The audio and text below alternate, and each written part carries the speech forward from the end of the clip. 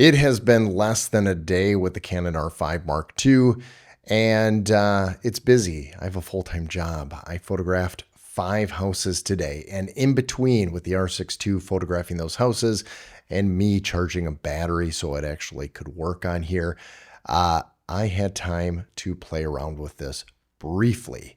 But I have spent hours this evening, which now we are in the morning, and I'm going to be photographing my children as they go off to their first day of school this year.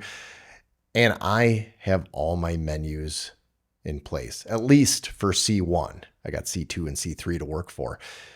But let's talk about my initial impressions when it comes to C-Log 2, which, holy cow, I can't wait to dive into this. C-Log 2 has blown my mind. The eye retina autofocus, I have played around with that. Let's talk about it.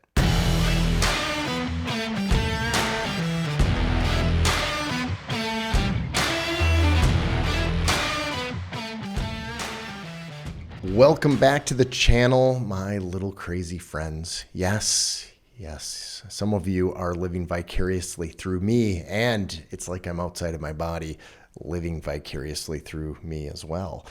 This camera, the Canon R5 Mark II, for one, I got it day one. That's amazing. Now, I don't have any affiliation with Canon, so I wasn't like those other people that got it like a week or two early. But if you order from your local camera store, you don't have to worry about signing for FedEx or anything. I got it directly day one with Camera Corner Connecting Point here in Green Bay, Wisconsin. And they are good. They ordered it. They knew I wanted one. They ordered it like within an hour of being announced.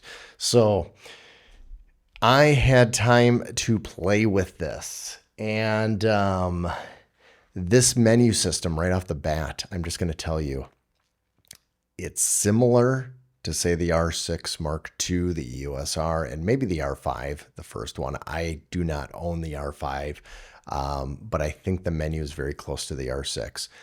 And it is a little bit different. We're going to dive into that in later videos.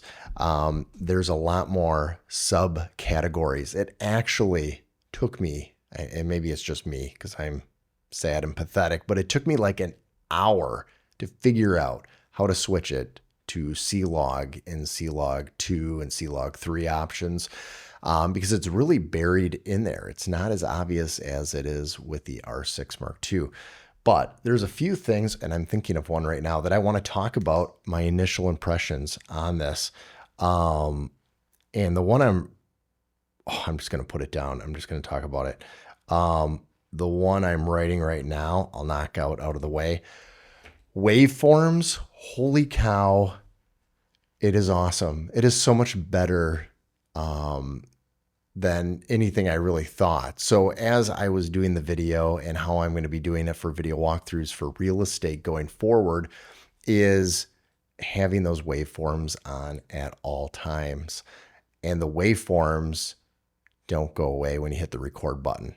They are there the entire time, and they are so good. Especially in C-Log 2, you have to rely on waveforms just so you know where you're at for your highlights and your shadows. And that is one thing I wanted to talk about briefly, just to tell you it doesn't go away at the record. This is like a cinema camera. It is awesome. The next thing I wanted to talk about then that would move in from that would be C-Log 2. Here are some video clips right now of what C-Log 2 looks like, and then when you transition and color grade it, which I use DaVinci Resolve, and color grading it, holy cow, the highlights, the shadows, everything is just, it's intact. It works so well. And the colors, although it is in 10-bit that I shot these, the colors are so vibrant. There's so much you can do with leverage, and it could be with the codecs that you're using in this. They are cinema codecs that you would find in their cinema line. Again, I'm not sure if there's going to be an R5C Mark II because this thing hits all those bells and whistles. And with future updates, firmware updates, who knows? Who knows what they're going to do with this? I've only touched a tiny bit today. I've only had a few hours to play with it, and it is the C-Log 2 has blown my mind for the dynamic range. So that 16 stops that they claim, it's probably accurate. And then the other thing I wanted to talk about that other people might be interested in as well is what was incorporated in the R3, and that is that iRetina autofocus. I wasn't sure how this was going to look, and on paper, it sounds great. And so I did calibrate my eye, and again, holy crap, it is spot on. You can calibrate it in many ways in different positions. So if you're shooting vertical, you'll calibrate it that way. You can also calibrate, I believe from what I saw during that whole process, you can calibrate other people's eyes in there as well. That is awesome. And so wherever you're looking, there is the focus, and then you just click, the halfway down to lock in focus. And so it allows you to readjust where, hey, in the olden days, which is like, a couple days ago, you would use the joystick to readjust. You don't even think about that stupid joystick. All you have to do is just look around with whatever dominant eye, mine's my left, and I'm looking through, and it looks at what you are looking at, and you just focus right on that. It is game changing. That is the word I'm going to use, game changing. So this is my first time using CF Express Type B, and then you have the SD card in there as well. So I'm doing a dual recording. I need to play with it more. I shot in 8K, and then I watched it on my 48-inch OLED here, and wow, the colors are beautiful. It's sharp. I zoomed in at 200%, and it looks so good. I did not shoot 60 frames per second in 8K yet. It didn't have that box checked, but there's a lot of subcategories. I'm going to figure it out. We're going to talk about it, but there's a lot of subcategories that if you choose fine, then you can only do 24 or 23.98 or 30. You can't do 60 in fine for 4K. There are so many options when it comes to these codecs and so many variables that you can mix around. It is crazy. And like I just said, there is 24 frames per second even. You can do 23.98, and if you have other cameras that only do 23.98, then that's what you might want to do if you're using a mix.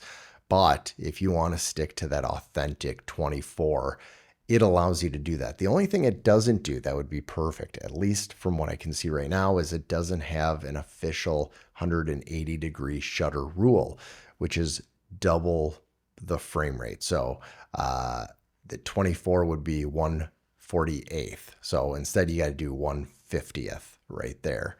And then if it's 60 frames per second, you can't do 120, it's 1/25th. It's a little off.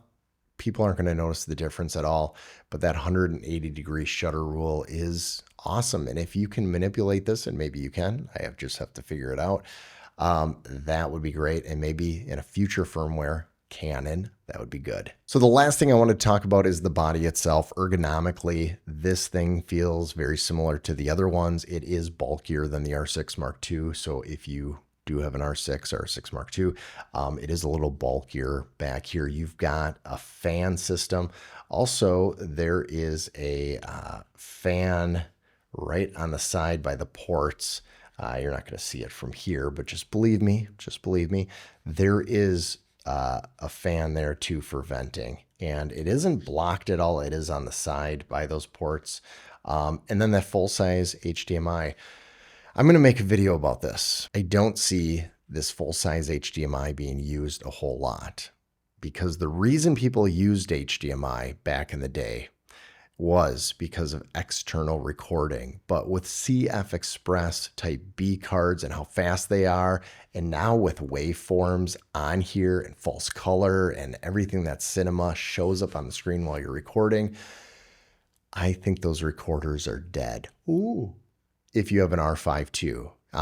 Maybe if you have a different camera, well then those are good, but I think they are dying and they know it, because everything now is in these cameras. Okay, just because some of you are wondering, yes, The Canon R6 Mark II does have a sound with the IBIS moving around freely. I know, I'm sorry. It's for science. I don't mean to bug you, but that's what it sounds like. The R5 II has not that. I mean, there's something giving, but it's not that. It's quiet. So if you are looking for the R5 II and you don't like this movement in your bag, then the R5 II is a good route. Obviously, we're going to do a pros and cons down the line, so don't forget to subscribe because these two cameras are amazing. I'm not getting rid of the R6 Mark II. It is a good camera. But now it's my B camera. This is going to be my A camera. The things you can do with this. Oh my gosh, that Clog 2. It is gorgeous. Look at that. It's just amazing. And that's just the tip of the iceberg. I'm going to be doing some dynamic range tests with this, and probably the next video or the one after is going to be talking about Clog 2 and doing more details on what you can do, especially through DaVinci Resolve. So if you haven't already, please subscribe, like, stay tuned because the tests are going to begin. Oh, and don't forget to check out these videos right here. They're good. I put a lot of time in it. Just throw me a bone and watch them.